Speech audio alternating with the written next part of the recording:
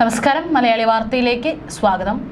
അങ്ങനെ പിറന്നാൾ ആഘോഷം ഒടുവിൽ ദുരന്തമായി മാറിയിരിക്കുകയാണ്. അപ്രതീക്ഷിത മരണമാണ് ഇപ്പോൾ ഒരു കുടുംബത്തെ തേടി വന്നിരിക്കുന്നത്. നമ്മളെല്ലാവരും തന്നെ ഇപ്പോൾ ഓൺലൈനിൽ ഭക്ഷണം ഓർഡർ ചെയ്യുന്നവരാണ്. മാറി വരുന്ന കാലഘട്ടത്തിൽ കടയിൽ പോയി നേരിട്ട് ഭക്ഷണം വാങ്ങുന്നതിനേക്കാൾ ആളുകൾക്ക് താല്പര്യം ഓൺലൈനിൽ അവർക്ക് ഇഷ്ടപ്പെട്ടത് വീട്ടിലേക്ക് എത്തിക്കുന്ന രീതിയിലുള്ള ഓൺലൈൻ ഓർഡറാണ്.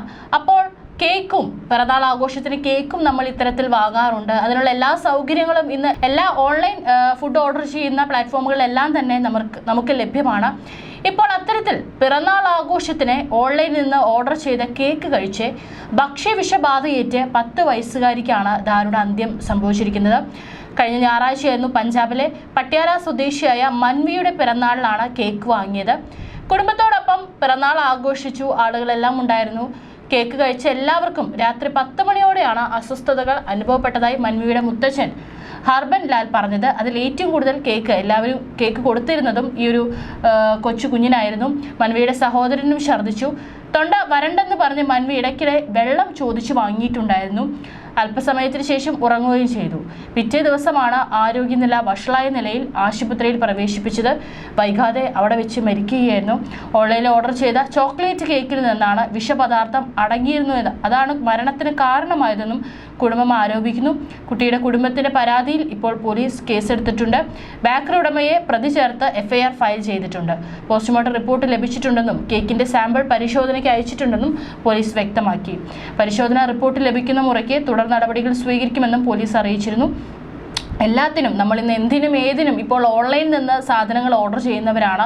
അത്തരത്തിൽ ശ്രദ്ധിക്കാതെ, അല്ലെങ്കിൽ നല്ല സ്ഥലത്ത് നിന്നാണോ ഇത്തരത്തിൽ ഭക്ഷണം വാങ്ങുന്നത് അല്ലെങ്കിൽ കേക്ക് വാങ്ങുന്നത് എന്ന് ശ്രദ്ധിക്കാതെ ഒരു അല്പം നേരത്തെ അശ്രദ്ധയാണ് ഇപ്പോൾ ഈ ഒരു കുഞ്ഞിൻ്റെ മരണത്തിന് കാരണമാക്കിയിട്ടുള്ളത്.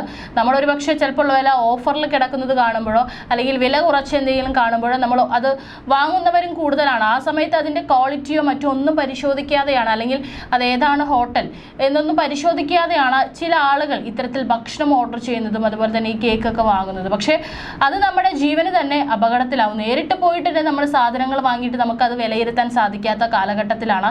അതിനിടയിലാണ് ഇത്തരത്തിൽ ഓൺലൈനിൽ നിന്ന് കേക്ക് വാങ്ങിയിട്ട് ഇത്തരത്തിൽ ഒരു കുഞ്ഞിൻ്റെ ജീവൻ തന്നെ അത് എടുക്കാനുള്ള ഒരു കാരണമായിരിക്കുന്നത്.